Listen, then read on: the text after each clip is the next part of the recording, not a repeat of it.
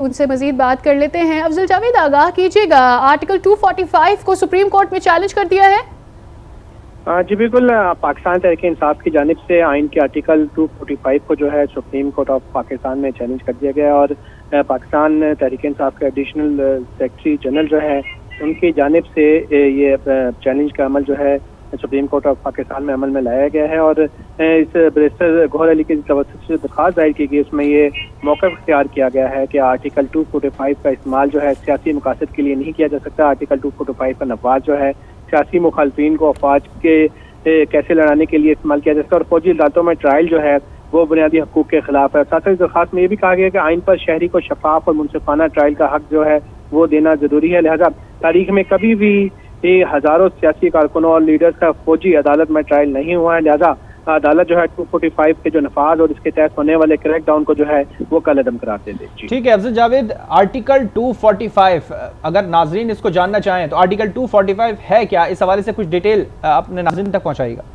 हाँ जी, देखें, आर्टिकल 245 के तहत जो है जो सूबाई हुकूमतें वफाकी हुकूमतें हैं वो वफाकी वज़ारत दाखिला से इज़हार करती है कि लॉ एंड ऑर्डर की सूरत हाल को कंट्रोल करने के लिए जो है उन्हें अमन अमान कायम करने के लिए जो फौज है उनकी मदद की मामलत की जो है ज़रूरत होती है। लिहाजा ये फौज रिक्विजिशन करने के लिए किसी भी शहर में किसी भी सूबे में जो फौज रिक्विजिट की जाती है वो आर्टिकल 245 के तहत की जाती है। लिहाजा इन्हीं अमूर को मद्देनजर रखते हुए वफाकी हुकूमत और पंजाब की जो निगरान हुकूमत है, सिंध हुकूमत है या खैबर पख्तूनख्वा की जो हुकूमतें हैं उनकी जानिब से मुख्तलिफ शहरों में मुल्क के जो फौज तैनात की गई है वो आर्टिकल 245 के जरिए तहत तैनात की गई है और इन्हीं अमूर के तहत जो गिरफ्तारी अमल में लाई गई हैं उन गिरफ्तारियों के बाद जो वफाकी हुकूमत की जानिब से ये फैसला किया गया है कि जितने भी फौजी अमलाक और फौजी तनसीबात को जो नुकसान पहुंचाया गया है उनकी तमाम कार्रवाइयाँ जो है सीक्रेट एक्ट के तहत की जाएगी, फौजी अदालतों में ट्रायल किया जाएगा। तो इन तमाम अमूर को चैलेंज करने का अमल भी यही जरूरी किया गया है पाकिस्तान तहरीक इंसाफ की क़यादत की जानिब से कि आर्टिकल 245 के नफाज और इसके तहत होने वाली जितनी भी गिरफ्तारियाँ की गई हैं क्रैकडाउन अमल में लाया गया है, इन तमाम क्रैकडाउन और गिरफ्तारियों को कलअदम करार दिया जाए और इसीलिए पाकिस्तान तहरीक इंसाफ की क़यादत ने सुप्रीम कोर्ट ऑफ पाकिस्तान जो है वो रिजू किया है। ठीक है अफजल, ये भी आगाह कीजिएगा कि आज जो जवाबात जमा करवाए गए हैं उसमें ये भी जवाब दिया गया है कि इस वक्त अगर इलेक्शन होते हैं तो सिर्फ 77,000 की नफरी दस्तयाब होगी। इसकी क्या डिटेल्स है वैसे? हाँ जी, देखें, जो जवाब जमा करवाया गया है उस जवाब में ये बात वाज़ेह तौर पे कर दी गई है कि अगर सूबे पंजाब में इलेक्शन करवाए जाते हैं तो नफरी ना होने के बराबर है, क्योंकि पंजाब में इलेक्शन के लिए 5,54,000 से ज़ायद जो है सिक्योरिटी एहलकार दरकार होने ताकि पुरअमन इलेक्शन के। ठीक है अफजल जावेद हमारे साथ मौजूद रहेगा। एडवोकेट शुएब शाहीन सदर इस्लामाबाद हाई कोर्ट बार हमारे साथ मौजूद हैं। शुएब शाहीन साहब, बहुत शुक्रिया वक्त देने के लिए। आज न्यूज़ को चैलेंज कर दिया गया है सुप्रीम कोर्ट में आर्टिकल 245 को तहरीक इंसाफ की जानिब से, कैसे देखा आपने इस चीज को?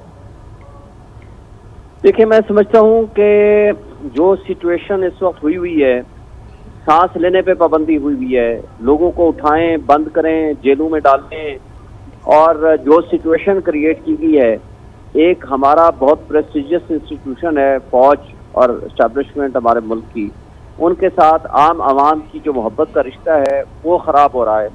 लॉ एंड ऑर्डर सिचुएशन को ये कहते थे कंट्रोल नहीं कर सकते कि जनाब हम तो इलेक्शन नहीं करा सकते 14 तारीख को क्योंकि हमारे पास नफरी नहीं है, क्योंकि फंड्स का इशू तो है नहीं। 21 अरब रुपए तो वो जो स्टेट बैंक गवर्नर आया तो उसके तो 0.01 या 34% अमाउंट बनती थी, वो तो इशू नहीं था।